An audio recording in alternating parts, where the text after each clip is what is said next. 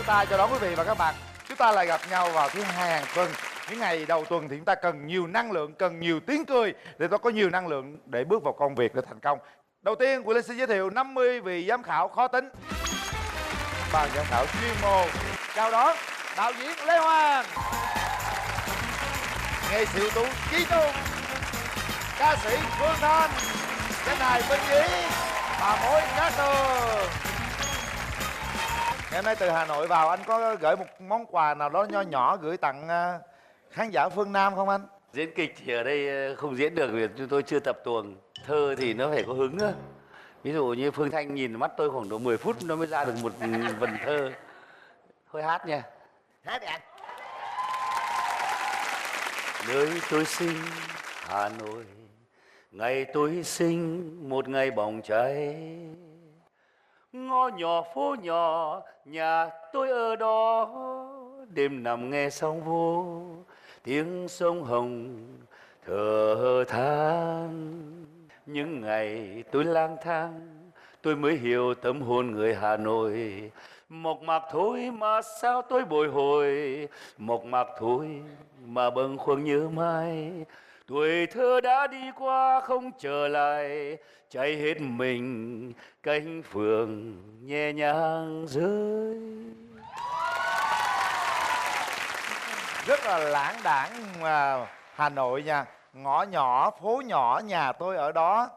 Còn nhà anh Minh Nhí là sông nhỏ, rạch nhỏ, cầu nhỏ, nhà tôi ở đó. Ở miền Tây đó khác. Anh đáp lại bằng một món quà gì đó ở miền Tây Nam Bộ nào. Anh Minh Nhí một câu vòng cổ. Thôi anh Chí Trung anh hát hay quá à. Cho anh đi. Đúng rồi, Phương Thanh sẽ đáp lại. Bởi vì món quà phương Bắc thì phải có món quà phương Nam. À, ok. À. Thèm nghe Thanh hát lắm, bao nhiêu năm rồi. Thế anh nói yêu em đi em hát cho. Hồi trẻ anh vừa mới lấy chuyện xong, anh để yêu em mất một tuần xong anh Lời ai ca dưới ánh trăng này, rừng nước mênh mông đêm gành hào chợt thương nhớ ai. Cho câu tiếng Bắc nữa đi. Chơi đi ha. Ừ.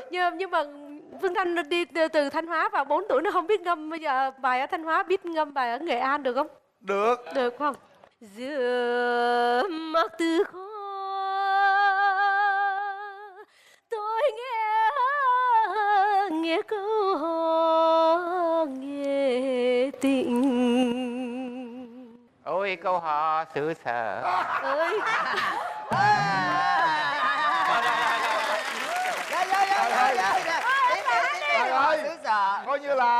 Coi như bất ngờ quá. Ở rất nhiều chương trình là tôi nghe anh Hoàng phê bình rất nhiều ca sĩ ngôi sao rồi. Nơi tôi muốn được phê bình anh quá trời đi. Anh cứ phê bình đi, anh cứ phê bình đi. Thèm lắm, thèm vô cùng ấy. Xin anh tiếp lời cho bọn em có cơ hội ấy. Cảm ơn những cái niềm vui đầu tiên từ ban giám khảo chuyên môn. Thưa quý vị, đến với chương trình là chúng ta sẽ được cười, sẽ được vui, sẽ được nhớ với rất nhiều ấn tượng của những tiết mục. Còn bây giờ xin mời quý vị chúng ta sẽ đến với tiết mục đầu tiên để xem họ ấn tượng thế nào. Mời quý vị hướng về màn hình. Bao nhiêu sóng vây trên từng bừng vui dần ra. Giọng thì hay, đều khỏe, phối hợp đúng là như thế. Nhưng mà nó đáng nghe là nó bốc lên một tí nữa. Chú Lê Hoàng nói đúng á, chứ không có khó đâu. Đây là một tiết mục mà cô con, mà cô lúc mà con, nhất là con lên cái đoạn sau mà la con lên cao là cô nổi da gà đó.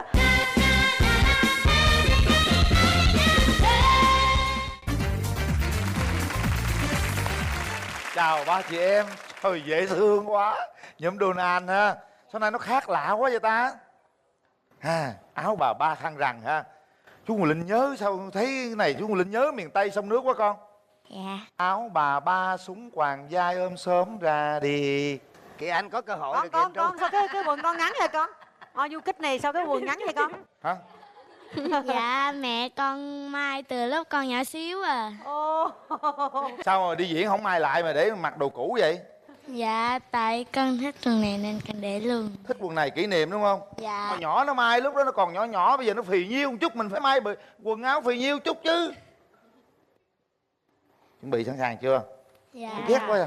3 phút dành cho đội Donald bắt đầu. Bạn có thích sai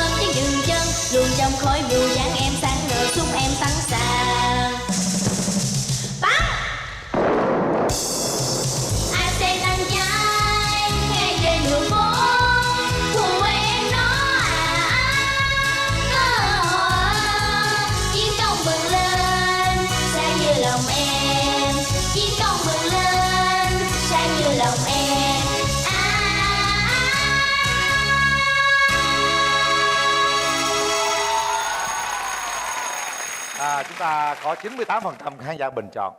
Mình có 2 điểm cộng.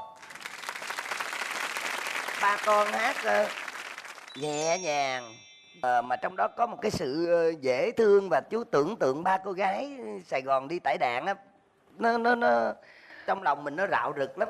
Cái người mà góp ý con lần trước đó là chú Lê Hoàng. Chú nói là cần phải mạnh mẽ hơn nữa gì đó ha. Dạ. Nào bây giờ chú thấy thế nào? Lần này thì tôi lại góp ý ngược lại, tôi nghĩ là cần phải trong trẻo hơn nữa. Nó hơi kỳ đúng không? Đáng lẽ các em nhỏ như thế này thì giọng đương nhiên nó trong trẻo rồi, nhưng mà ở đây tôi lại thấy nó hơi mạnh và nó hơi bị, nó thật lòng là nó hơi bị cứng.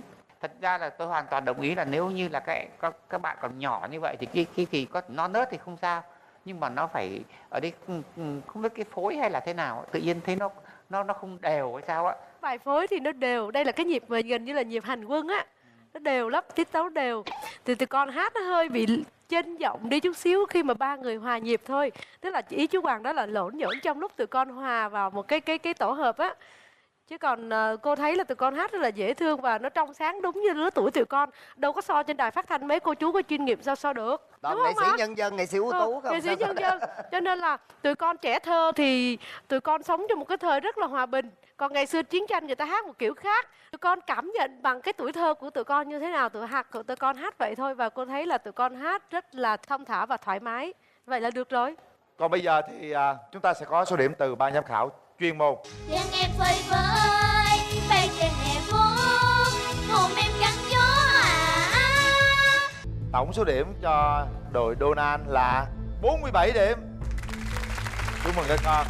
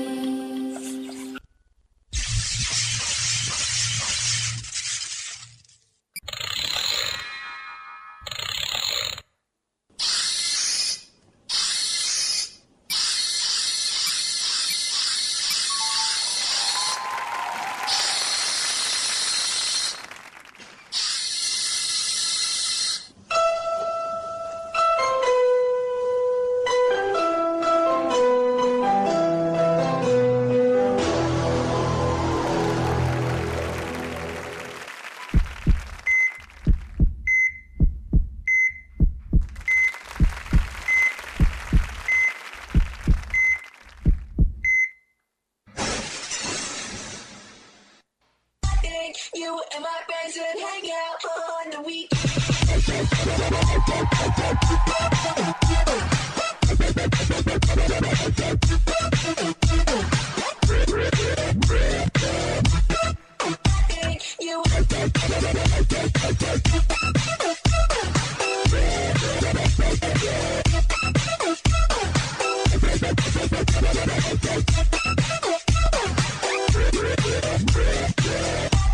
You and my friends would hang out on the weekends.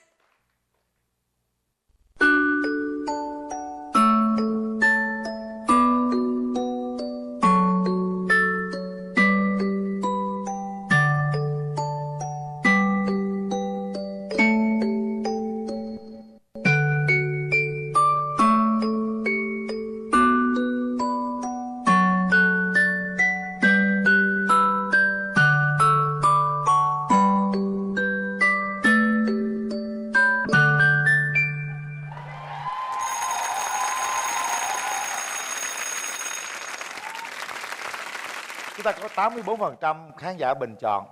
Còn bây giờ chúng ta sẽ nghe lời nhận xét từ ban giám khảo chuyên môn. Tôi thấy hay. Không nhiều khán giả thích popping, bởi vì popping là một bộ môn mới nhập vào chúng ta, thời gian cũng không lâu. Nhìn cái ánh mắt của bạn khi làm người máy đến với một cô gái cũng người máy mà nó ra được một tình yêu thật của con người dành cho nhau. Ánh mắt của bạn ấy ở góc này nhìn của tôi, ánh mắt rồi nụ cười hé lên, những cái từng thớ thịt trên cơ mặt của bạn nó chuyển động. Cả những điều đó thì các bạn bên kia rất là thiệt thòi không nhìn thấy, chúng tôi nhìn thấy. Nói chung tôi rất thích tiết mục của bạn. Tụi em có một kịch bản từ đầu đến cuối rất là hay, cũng rất là có ý nghĩa, dù là máy nhưng mà họ giống như là vẫn có trái tim, vẫn có cảm xúc, vẫn có tình cảm. Nhưng mà cái điểm các bạn làm cho cái bị trì ở đoạn đầu là cái đoạn mà bạn từ ở trong bạn đi ra đó, thì chỉ có cảm giác như mặc dù là bạn đi đúng theo cái tiếng nhạc nhưng mình vẫn cảm giác nó không có vô. Từng cái bước của người máy qua đây á, chị thấy cái bước đó nó chưa có chuẩn xác là cái bước người máy lắm, là tại vì do bước dơ lên á thì nó vô, nhưng mà tại vì có những cái nhịp bước tới á, cái nó bị rớt ra khỏi cái guồng của người máy, đâm ra cái đoạn đó nó bị dài quá, nó bị trì, cho nên là lúc đó đèn đỏ lên. Nhưng mà khi bắt đầu mà bạn bác sĩ khuất rồi, lúc mà bác sĩ đi rồi, lúc đó bạn mới có cái thời gian để mà thể hiện cái kỹ năng của bạn. Thì bạn có những cái động tác rất là khó, tuy nhiên vẫn còn một số chỗ nó vẫn bị trì, lý do là bạn đổi động tác hơi chậm. Nếu bạn đổi nhanh hơn nữa, nghĩa là trong 3 phút mình cho thấy những cái kỹ năng của mình nhiều hơn nữa, thì cái bài của bạn nó sẽ hấp dẫn hơn rất là nhiều. Anh Lê Hoàng có vở kịch là Búp Bê Nổi Loạn. Anh có thể nói một chút xíu về cái tình cảm giữa cái người máy với nhau. Đầu tiên là tôi xin nói thế này, cái tiết mục của các bạn làm cho tôi thật ra thì cái này nó có rất nhiều cái giống kịch câm, nó làm cho tôi nhớ đến một nghệ sĩ rất nổi tiếng của Việt Nam ngày xưa làm ở nhà hát của anh Trung là anh Hoàng Phúc Duy. Còn cái tiết mục của các bạn thì nó như thế này này, những cái tiết mục này thì cái điều quan trọng vô cùng là nó khớp nhạc, thì các bạn lúc khớp lúc không, đó là cái dở. Thứ hai là hai bạn nam thì làm những cái động tác nó rất là rất là gọi là bạn là biểu diễn, nhưng bạn nữ thì lại làm không đúng, có nghĩa là bạn chỉ nữ gần như chỉ minh họa cho có thôi, thì những cái động tác của bạn nữ không chuẩn xác, đêm đó nó bị giảm cái ấy xuống rất nhiều, bởi vì dù bạn nữ chỉ làm vài động tác hay ít thôi nhưng bạn cũng phải làm khớp nhạc cũng mới được. Thì nói là đôi nghệ sĩ về ý tưởng rất hay nhưng mà chưa nhuần nhuyễn và chưa đủ gọi là làm cho người ta phải thổn thức. Tôi cứ bị mang tiếng là cái gì cũng chê, tôi chê vì tôi tiếc quá, đáng lẽ nó có hay hơn rất nhiều. Chúng ta sẽ có số điểm từ ban giám khảo chuyên môn. Cát Tường 9, Phương Thanh 9, Minh Nhí 9, Chí Trung 9,5 và Lê Hoàng 9. Tổng số điểm dành cho các bạn là 46,5 điểm.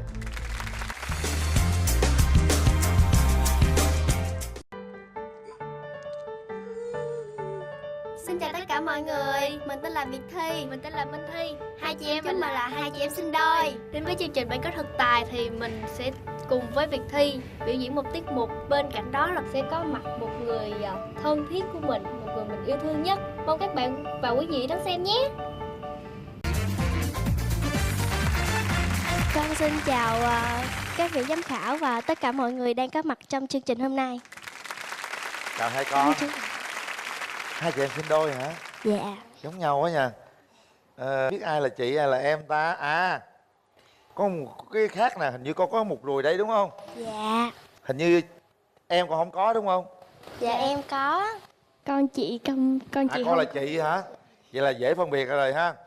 Mai mốt đi đâu con chấm vô cái ruồi đây nữa là không phân biệt được. Con đến từ đâu?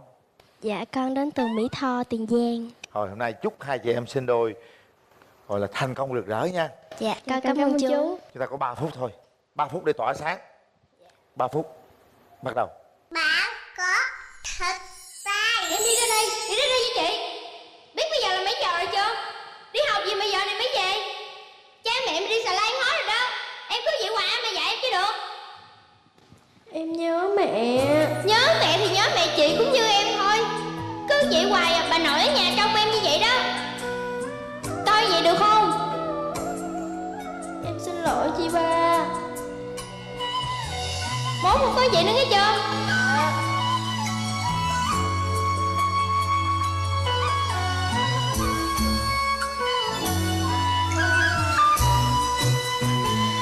Đêm thức thâu đêm, mẹ mang chiếc áo cho con. Áo nào sườn dài, lời ru theo tháng năm dài. Từng lời ngọt ngào ơi, bên mái tranh đầy yêu thương, chân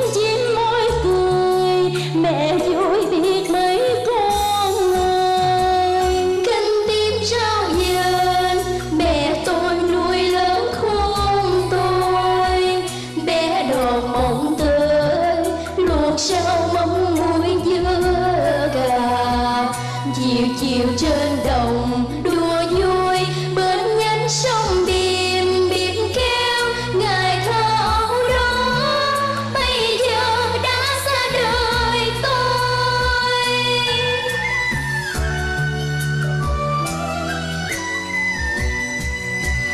Giá từng ngày mẹ mong lớn khôn đâu rồi mà sao không nhớ quê hương, buồn rồi buồn làm sao thèm nghe tiếng khóc ban sơ mai nói về áo con sờ vai có ai ngoại về mẹ khâu chiếc áo năm xưa, có ai ngoại về cho mẹ thấy mặt người con kia bầu trời xa xăm nhớ con tôi dần về đây bên mái tranh xiêu một mình mẹ quạnh hiu giờ đây mái tóc như mây cánh cá đây nỗi lòng nào dơi có con chim chiều chiều lặng im không hót trên ngày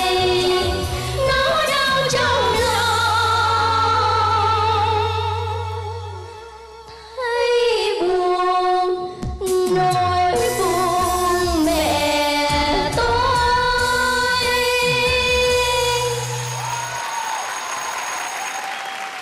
Phần ở nhà nha, thật sự là Quyền Linh nghĩ rằng đây là một cái hạnh phúc tuyệt vời nhất trong gia đình, bởi vì cả ba mẹ con cùng hát với nhau.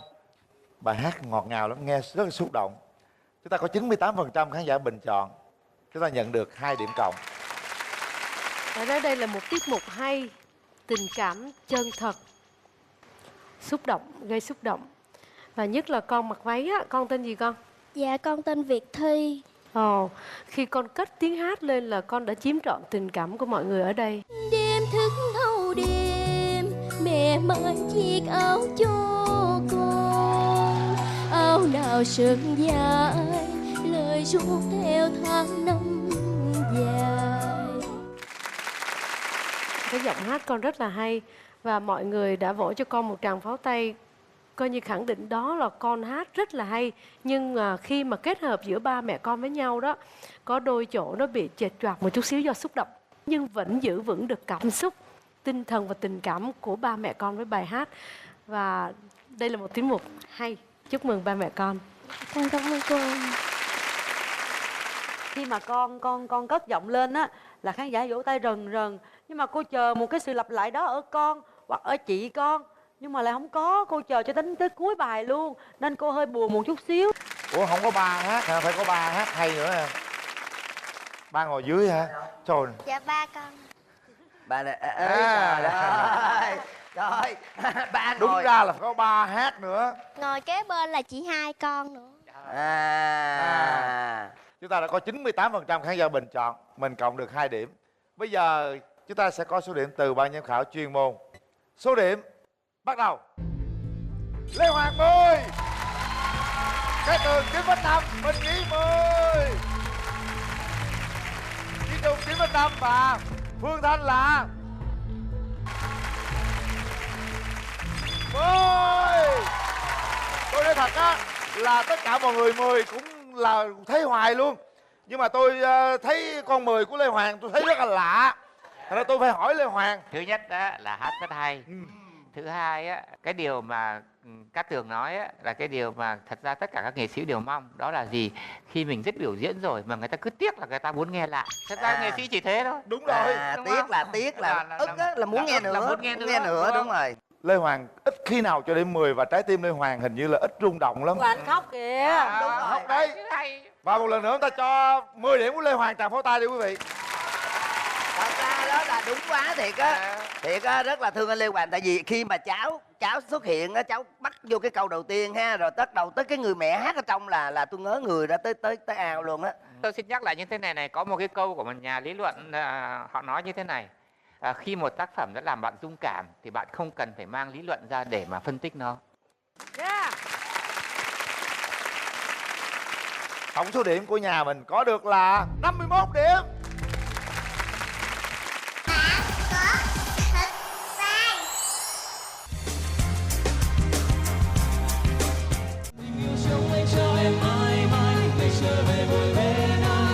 một bài hát hấp dẫn á thì tụi em phải hát giống như kiểu như là có những chỗ phải cần lớn hơn, âm lượng lớn hơn một chút, và có những chỗ nó sẽ nhỏ đi một chút, mình giảm, mình tăng để cho cái bài hát đừng có bị đều. Rất vui được chào đón các bạn trở lại với chương trình. Những cái lần trước á thì các bạn đã rút ra được bài học kinh nghiệm nào để lần này chúng ta diễn tốt hơn? Hồi trước tụi em thi thì nhóm của em không có đủ thành viên chính. Dạ. Bữa nay là tức là có bạn này mới là chính đúng không? Bữa nay lần trước thì bận công việc ở gia đình nên tụi em phải thế một bạn ở ngoài vô. Tức là nay đá đội hình chính thức đúng không? Hôm đó Vâng. đội hình phụ ha. Hy vọng là hôm nay đội hình chính thức nhóm Z1 sẽ đem chúng ta những cái điều mới lạ. Vẫn là 3 phút. Bắt đầu. Bạn có thật You please believe me when I say what I will tell happened just the other day. I must confess, and how everybody know I need your help. Couldn't make this here thing start. Baby, I swear I'll tell the truth about this thing you used to do. And if you stop, you help me fall. I'm telling you no, it's just an old fruit. Here we go, baby. One for the money and the three bodies, two for the lashes, then night all rise. All rise. Three for the call you've been making this four for the time you've been thinking. All rise. All right, I rest my case. You'll understand when you wake again the war, and nowhere to run, and nobody you can call. I just can't away. Now I can't see open wide. You try to pray, but I truly really inside. Baby, I swear I'll tell the truth about this thing you used to do. And if you stop, you have before. I'm telling you no, I'm just a more for the money and the three bodies, two for the lashes, then all rise. All right. Three for the calls you've been making, is four for the time you've been thinking. All rise. All right.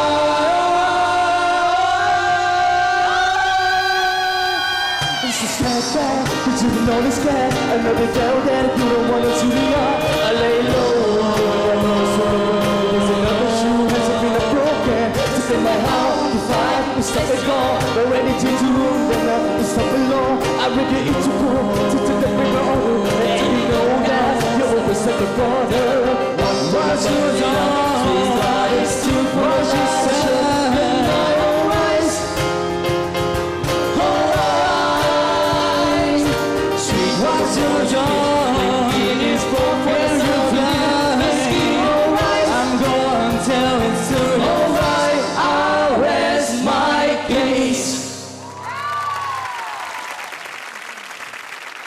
Rất là hay khi mà các bạn bắt đầu vào bè phối với nhau, bắt đầu vào bài hát. Phương Thanh thích cái sự sáng tạo của tụi em ở chỗ mà thay đổi quãng bè để cho nó khác hẳn cái bài hát cũ đó. Thì đối với Phương Thanh là cái sự sáng tạo bao giờ cũng là quan trọng nhất khi hát lại một bài hát nào đó đã nổi tiếng rồi. Chúc mừng tụi em. Cảm ơn chị Trung. Anh thấy thế nào? Tôi không biết tiếng nước ngoài, tôi cũng không thích nhạc ngoại. Nói chung trào lưu nhạc của các bạn là tôi không mê. Tôi thích nhạc đỏ, nhưng mà không vì thế mà tôi không biết rằng các bạn rất hay và rất tuyệt vời. Và bây giờ sẽ là số điểm từ ban giám khảo chuyên môn. Bắt đầu. You'll understand when you wake again the war, and nowhere to run, and nobody you can call. Tổng số điểm dành cho Z1 là 50 điểm.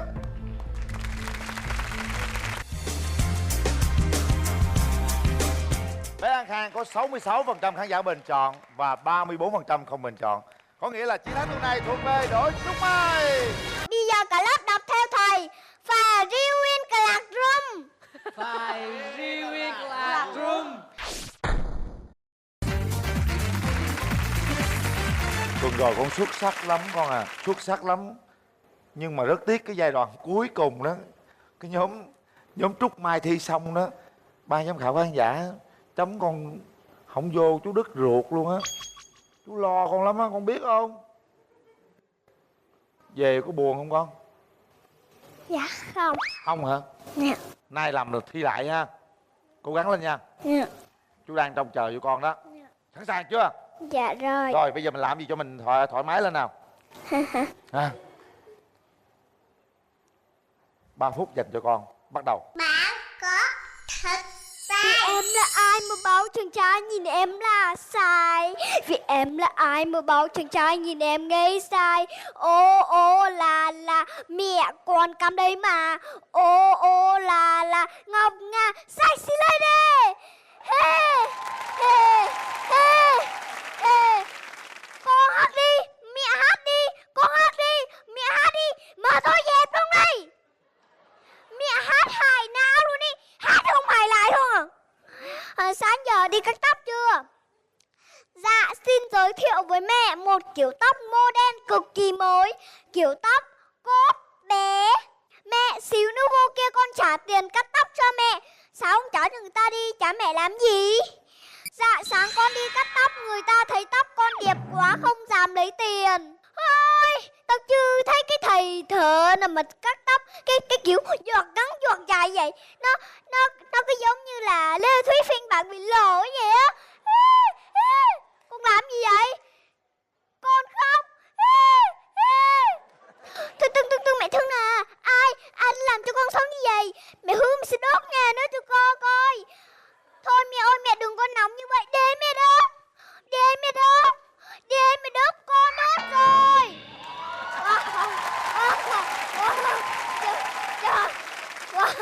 Trời ơi bà Cáp, đốt rồi. Bà làm gì mà bà có qua như vậy? Con hơn mẹ mà. Con hơn mẹ là nhà có phúc. Ngày xưa tôi đốt 1 nhà. Ngày nay con đốt 10 nhà một hôm. Trời ơi. Mẹ nói nữa, con đốt nhà mình luôn đi. Trời ơi, có cái nhà mà nó đốt. Rồi ra chuồng heo ở như mày. Ra chuồng heo ở như mày. Mà tại sao mẹ lại bắt con đi cắt tóc? Con chưa biết tên gì à? Hoàng tử đang mở một ngày hội chọn vợ, cho nên mẹ muốn con cắt tóc rồi con sau đây. Và Hoàng tử đeo với mẹ. Ôi ngang qua như xét đánh ngang. Tới. Này cám kia, hãy cút khỏi đây đi. Băng qua rụng bên bờ sông bờ hiu quạnh. Em đến em mới rơi rụng. Thôi. Mẹ hát hài não luôn đi. Mẹ hát hài đạo. Con chưa biết tên gì à? Hoàng tử đang mở một lễ hội chọn vợ, cho nên mẹ con mình đi hội. Mẹ con không biết bà già nào mà hát dân ca hay sao? Không đâu mẹ ơi, con điều tra rồi. Bây giờ hoàng tử thích cái gu đẹp lạ. Mẹ có thấy con đẹp lạ không? Ai ói? Ai ngồi đúng không? Phải anh ngồi không? Mẹ bỏ ra con xử luôn. Phải anh ngồi không? Anh cho địa chỉ cho tôi không được thì tôi phải anh ngồi không? Phải anh không? Mẹ ơi, mẹ xin lỗi anh đẹp trai. Sao mẹ cứ xỉa xoi nhan sắc của con như thế? Mẹ cứ xỉa xoi nhan sắc của con như thế. Con không chỉ cách đưa hoàng tử đâu. Không có, con đẹp lắm. Con đẹp mà con không có lạ thôi. Không có, con đẹp lắm. Trời ơi, vui lòng quá. Bây giờ con nói mẹ nghe nè. Mình đi lễ hội. Mình đi lễ hội, mình mặc đồ đẹp thôi. Thôi, bây giờ hai mẹ con mình đi thôi. Đi.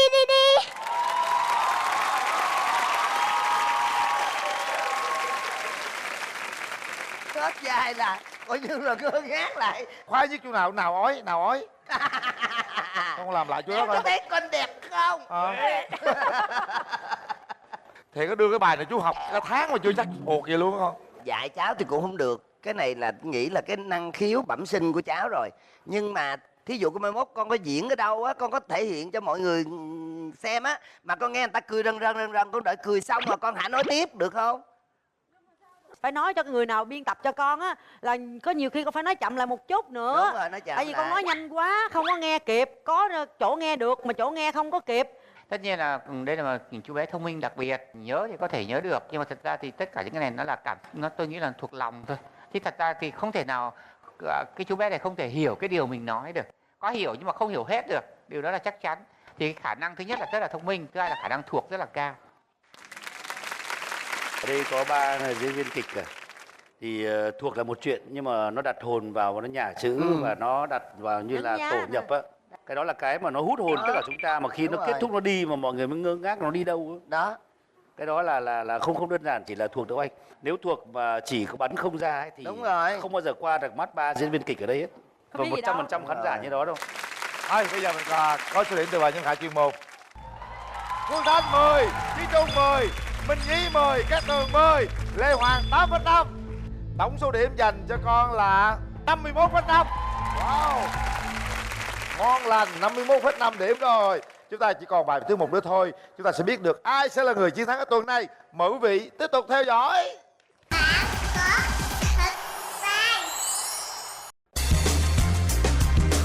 Mình là Hoàng Hồng Phi Long, mình là Hồng Phương, mình là Huỳnh Phát, mình là Quân Nguyễn, mình là Trần Tiến.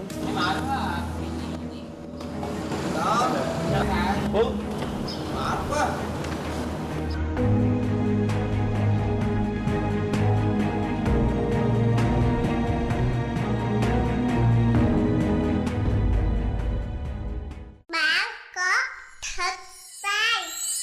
She's gone out of my life. I was wrong. I'm to blame. I was so untrue.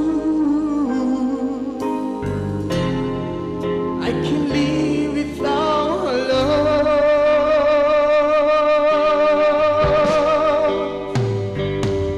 In my life, there's just an endless all my dreams are lost. I'm wasting away. Forgive me,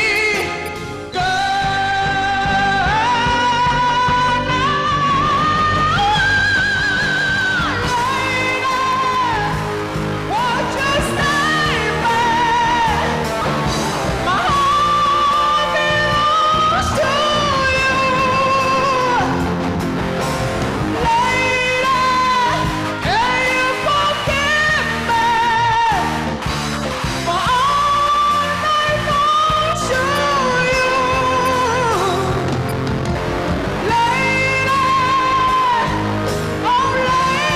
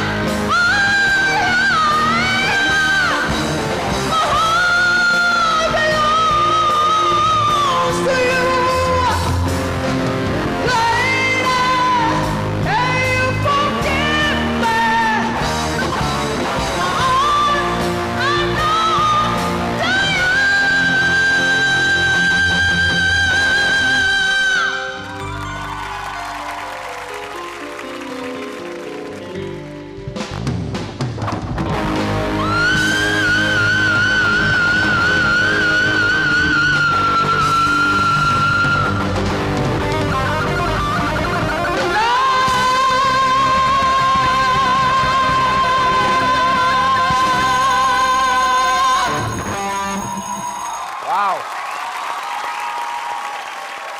chúc mừng bạn. Chúng ta có 96% khán giả bình chọn cho các bạn. Nhóm Plat được cộng 2 điểm. Đầu tiên á là Phương Tranh phải khen em có một giọng hát, em lên cái nốt cao rất là tới, rất là kinh khủng. Một tràng pháo tay trước đã rồi, mình Phương nói sau. Bài Saigon này là một bài hát rất là khó. Và ở Việt Nam mình cũng ít người hát được bài hát này lắm quý vị. Bởi vì khoảng nó kinh khủng lắm. Lên tới nốt xí, đại khái là rất là cao. Em ra đây ôm với coi.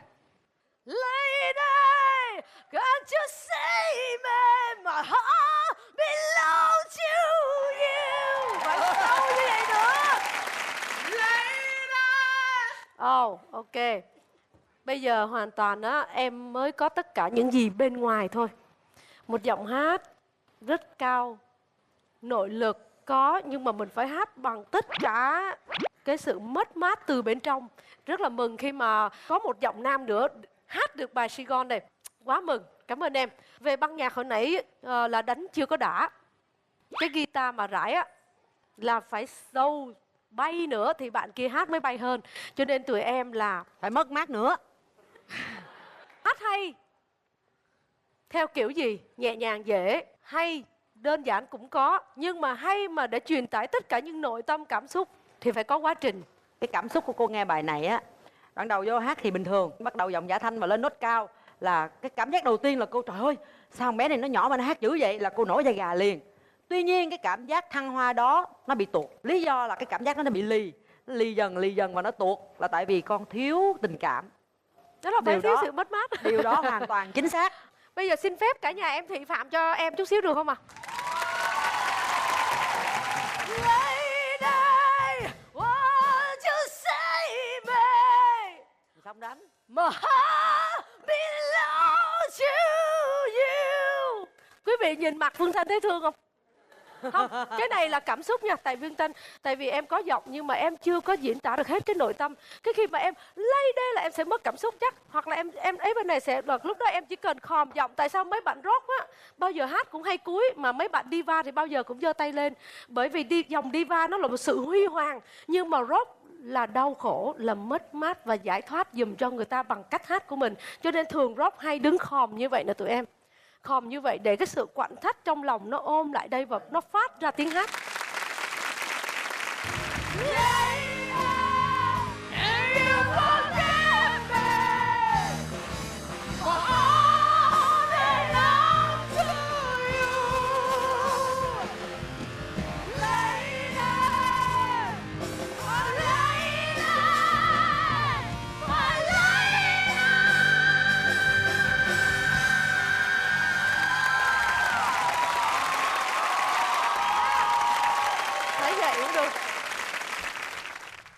Mai mốt đi thi đâu, gọi cho cô tư vấn cho bà đi thi. Có rất nhiều ca sĩ như thế này ở thế giới cũng lên được xí như thế này. Sau cũng mọi người cũng khuyên là con phải vất vả ở trường đời, phải nhiều cuộc đau khổ vào. Thế có đau khổ 3 đến 4 lần xong về không lên nổi xí nữa. Trời ơi, sao nói bi quan quá, không có đâu con. Cứ trong trẻo vậy đi con. Con cứ sống đi và vất vả, nó sẽ, những sự đau khổ nó sẽ đến với con như một lẽ tự nhiên con ạ. Con sẽ ngấm vào người. Và bây giờ số điểm dành cho Plat bắt đầu. Cát Tường 10, Minh Nhí 10, Chi Trung 9,5, Lê Hoàng 9,5. Hôm nay tụi em chưa có được 10 của chị đâu. Nó chỉ khoảng, nếu mà 9,5 là chị du di cho tụi em lắm. Nhưng mà phải trừ điểm để tụi em ghi nhớ. Chứ nếu chị cho 10 thì không đúng tiêu chuẩn của chị. Cho nên chỉ có 9,5 thôi. 9,5. Tổng số điểm dành cho Plat là 50,5.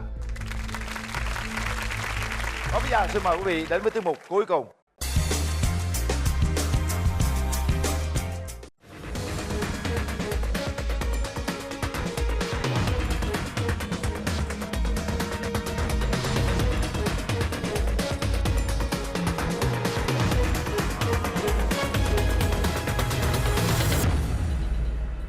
Bạn có thật sai.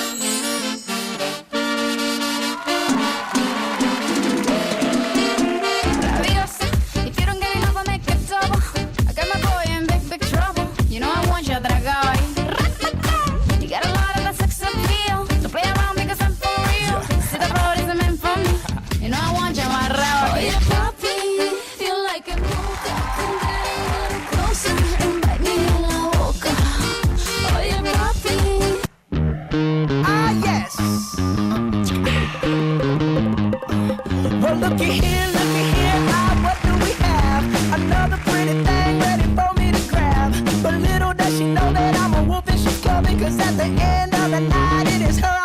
I love you so. Hey, that's what you'll say. You'll tell me, baby, baby, please don't go away. But when I play, I never stay. So every girl that I meet, yeah, this is what I say.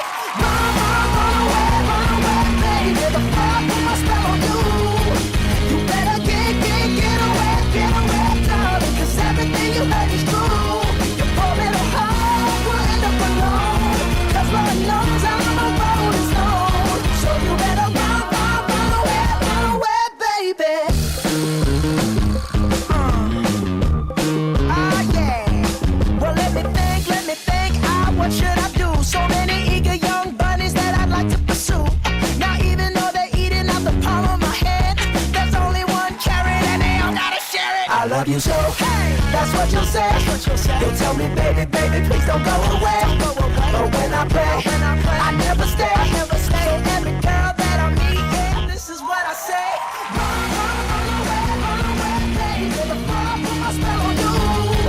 You better get away, darling. 'Cause everything you heard is true. Your poor little heart will end up alone. 'Cause Lord knows. 100% khán giả bình chọn cho các con. Tuyệt vời. Bé gái á, xuất sắc quá. Con xuất sắc từ những cái động tác của con. Và đúng dance sport luôn đó. Chú Minh theo dõi thì chú Minh thấy hả, con lộn rồi con ấy nó rất nhuyễn. Có một cái chỗ là anh con hơi bị trục trặc cái lúc trước ra đây nè ha, hơi bị lúng túng cho đó chút xíu thôi. Trong cái dance sport á, người con trai là người mà chủ động mà, đúng không? Nhiều bạn nữ mà thì phải chủ động, là mà phải chủ động là phải hay hơn bạn nữ. Tụi con mấy tuổi rồi? Dạ con 6 tuổi. Ôi 6 tuổi mà giỏi quá con ơi. con trai mấy tuổi? Dạ thưa chú là con 8 tuổi. 8 tuổi. Dạ. Ôi như vậy là tụi con quá tuyệt vời. Con nhỏ, con 6 tuổi, con học mấy năm rồi? 1 năm. 1 năm. Ôi có một năm nữa mà hả? nhảy được vậy á hả? Đầu tiên ra anh con chưa có biểu diễn, mới đứng làm nền bên kia thách đố con á. Một mình con là cô thấy là con rồi quá xuất sắc, cái thần sắc của con, mặt mạo của con, mà cái con biểu diễn mà con có hồn lắm, cái lực con mạnh lắm. Thật sự nếu mà con thi mình cô cho con nhất rồi. Nhưng mà đúng là thi là thi nguyên một đội, mà nguyên một đội là 2 người phải cùng hay, mà anh con phải học thêm 1 năm nữa mới bằng con bây giờ. Đâm ra là bây giờ là cô cũng biết sao nữa, nhưng mà nó chưa có cao được điểm của cô, tại vì nó còn hai anh em con nó còn bị chênh nhau vậy nè.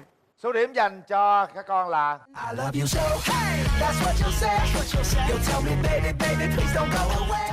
số điểm của nhóm NH là 49,5.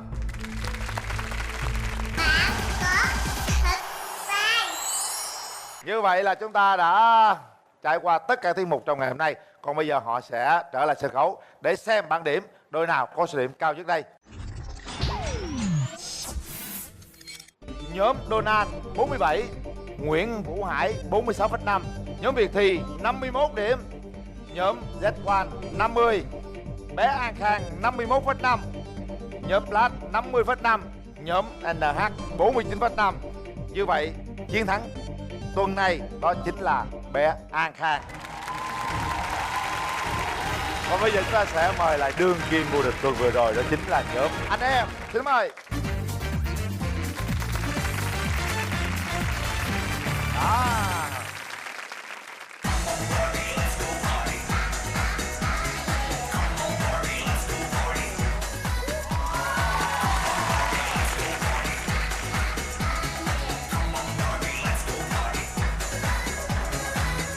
Cho chúng mượn lại cúp vô địch.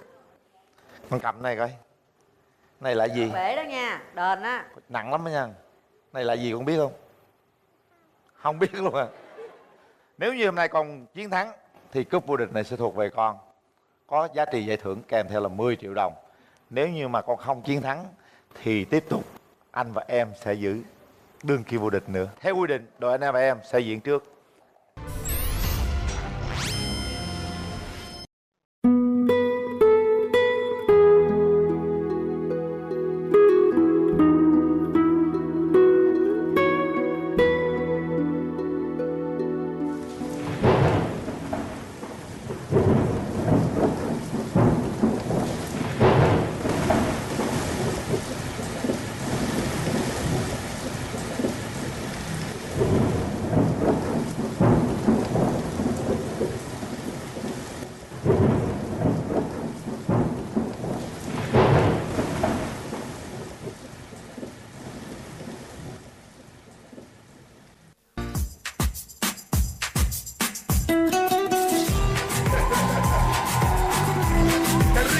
cumbias.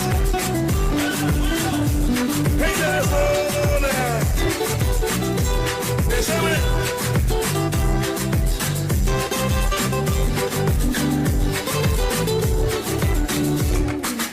Yo te miro y se me corta la respiración. Cuando tú me miras se me sube el corazón. Grita lento el corazón. Lleno y silencio tu mirada dice mil palabras. La noche en la que te suplico que no salga el sol. Bailando, bailando, bailando. Tu cuerpo y el mío llenando el vacío, subiendo y bajando.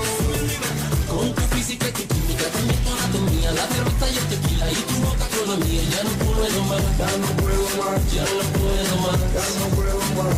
Con esta melodía, tu color, tu fantasía, con tu filosofía, mi cabeza está vacía. Ya no puedo más, ya no puedo más, ya no puedo más, ya no puedo más. Yo quiero estar contigo, vivir contigo, bailar contigo, tener contigo una noche loca. Ahí va a estar tu voz.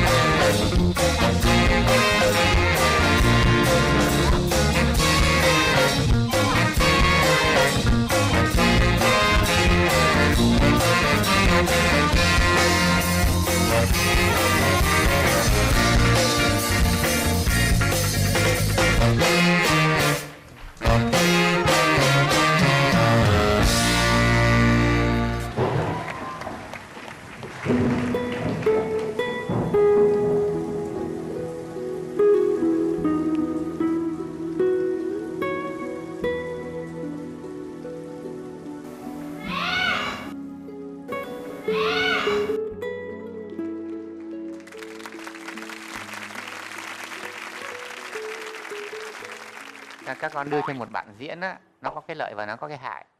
Nó có cái lợi á, là nó làm cho các con được trợ giúp, được thêm có cảm xúc. Nhưng mà nó có cái hại là nói thật là cái bạn phụ diễn ấy lại diễn quá hay, lại múa hay, thành ra đâm ra là nó lộ hai con ra là hai con kỹ thuật chưa tới. Nghĩa là cuối cùng là đôi khi là hai con trở nên phụ họa cho cái người chính đó. Chứ mình muốn hỏi là con là chung một đội nhóm với lại hai bạn này hay là Ba tụi con là ba chị em ruột ạ. Bữa nay á, hình như là tụi con tập nó chưa có nhuần nhuyễn đó. Ở đâm ra sao con cứ chờ bé gái cứ đợi cái chưa thuộc bài. Tụi con vẫn là giỏi, tụi con còn vẫn có những cái động tác khó trong bài rất là nhiều. Tuy nhiên khi mà ráp lại thành một cái bài biểu diễn thì nó bị lọt chọt quên bài, rồi chờ, rồi nhìn nhau, rồi đủ thứ hết, cho nên là nó rất là tiếc. Có một điểm đặc biệt sáng tạo trong cái bài hát này là hai em đều nhảy chung với người chị của mình là đóng vai người mẹ của mình, cho nên cái sự di chuyển của ba người bao giờ nó cũng khó, nó xoay vòng nó rất là khó hơn khi mà hai em với nhau. Cho nên là đối với cô, tụi con vẫn rất là xuất sắc, bởi vì so với bài tuần trước tụi con nhảy ba người khó hơn nhảy hai người. Trong mắt cô, tụi con vẫn ngon lành như thường.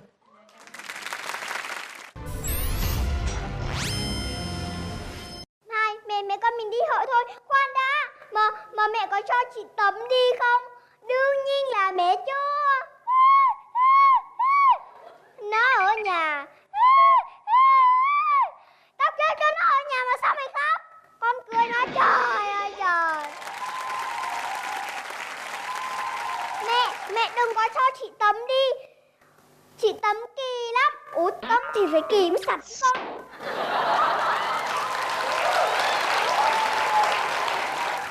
Con nói cho mẹ nghe nè, con ghét chị lắm. Mấy bữa nay chị Tấm chị ăn cơm, chị mang cơm đi đâu ý? Cho con không, cho cha không, cho mẹ không, cho bố không, cho con. Mày đâu miệng toàn chó luôn ý. Mày chửi tao hả? Ý là mấy bữa nay chị Tấm chị giấu con cá bống thần. chị Tấm, chị Dấu Bóng. Ê, tao nghi mấy chục năm nay là bữa tao nghi mấy chục năm nay là con Tấm nó bị bóng mà.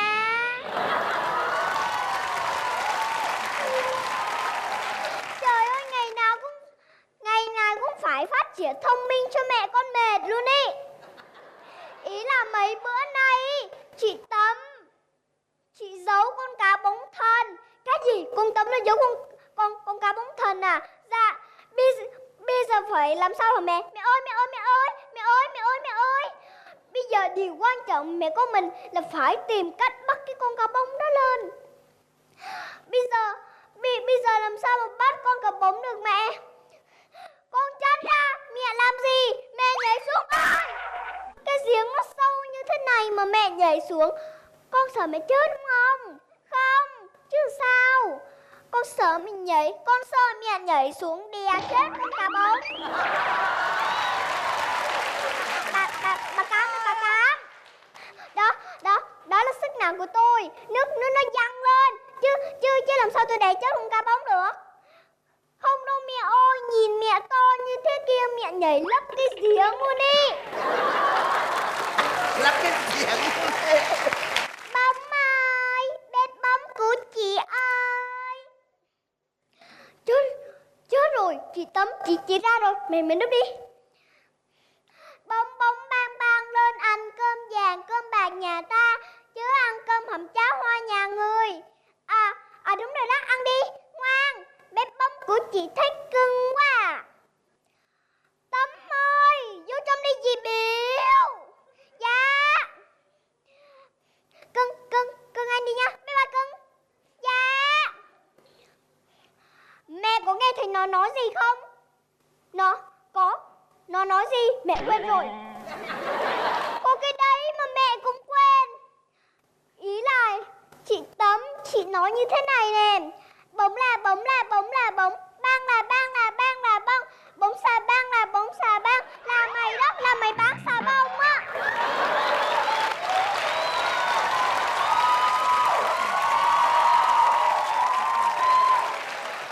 Con đánh à, để mẹ, bông bang bang, bông bang bang, thông bang của mẹ ơi. Bông bang lên ăn cơm vàng cơm bạc nhà ta, chứ ăn cơm hầm cháo hoa nhà ngươi. Đúng không con? Mẹ thật kỳ diệu, con cá bóng nó lên rồi mẹ ơi. Đâu, từ nãy giờ để muốn chết.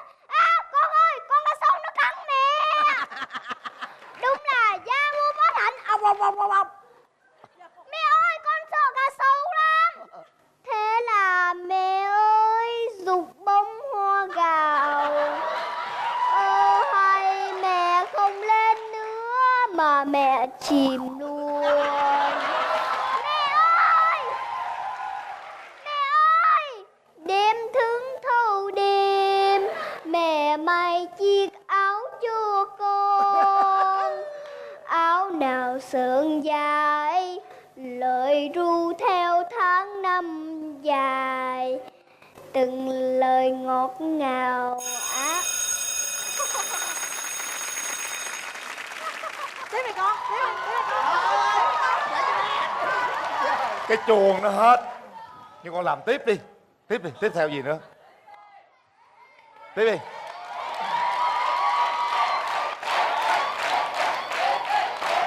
Tiếp tục.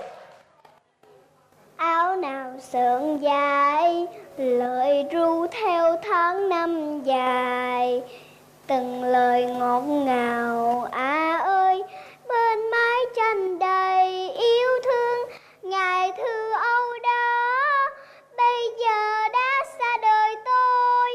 Mẹ ơi! Đúng là con lên đồng thiệt. Chú không hiểu ai nhập vô con. Giờ nó không biết gì nữa rồi đó. Mà nó nhớ nha, nhớ lời chú Minh Dí là khi vỗ tay á là ngưng lại. Mai mốt con có diễn ở đâu á, con có thể hiện cho mọi người xem á, mà con nghe người ta cười rần rần, con đợi cười xong rồi con hãy nói tiếp. Nhưng mà con ơi, chú dặn vậy thôi, là nhưng mà con đừng có đợi lâu quá. Con cứ diễn, nhưng mà khi nào thấy người ta vỗ tay mà nhẹ nhẹ lại là con diễn liền, với con đừng có đứng đợi. Nhưng mà thôi, nhưng mà vậy là con biết nghe học hỏi rồi, như vậy là biết nghe lời đạo diễn. Có nghĩa là biết lời đạo diễn dặn, có nghĩa biết lời góp ý của người ta. Trời, thông minh quá à. Anh nghe rõ ràng không? Cái tiểu phẩm này là thoại rất là rõ lời, đúng, nói chậm từ tốn, không có còn lùa như hồi nãy nữa. Tôi thấy rất là hay về cái năng khiếu của em bé, nhưng mà không hiểu sao trong lòng tôi có một cái gì gợn tôi không giải thích được. Bé rất thông minh, hoàn toàn bé nhập tâm và nói rất thật luôn. Thậm chí thông minh đến cái độ mà vừa lúc nãy các cô các chú dặn rằng là phải nói chậm lại là nói chậm lại rồi. Ta cười, ta vỗ tay, cười là ta cũng dừng lại rồi.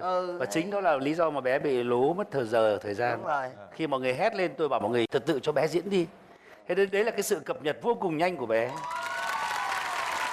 Đã đến giờ khắc quyết định xem đội nào sẽ nhận được cúp vô địch và trị giá giải thưởng 10 triệu đồng.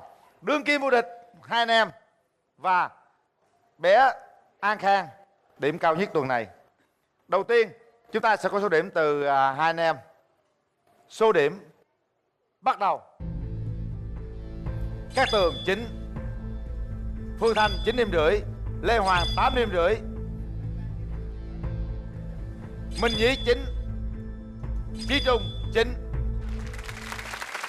Và bây giờ số điểm dành cho bé An Khang. Bắt đầu. Minh Nhí 10, Cát Tường 10, Phương Thanh 10, Lê Hoàng 9 và nghệ sĩ ưu tú Chí Trung là 10. Chúc mừng bé An Khang. Như vậy ta đã tìm ra vô địch tuần này, đó chính là bé An Khang. Chúc mừng con. Chúng tôi xin mời ban giám khảo sẽ tặng kỷ niệm chương cho các đội. Kính thưa quý vị và các bạn thân mến, chúng ta vừa theo dõi chương trình Bạn Có Thực Tài, chương trình do Đài Truyền hình Thành phố Hồ Chí Minh phối hợp cùng với công ty MCV thực hiện. Để xem lại các tiết mục Bạn Có Thực Tài, các bạn hãy truy cập vào YouTube MCV Media và đừng quên nhấn subscribe quý vị nhé. Còn bây giờ thì xin chào tạm biệt và hẹn gặp lại thứ hai tuần sau. Chào quý vị.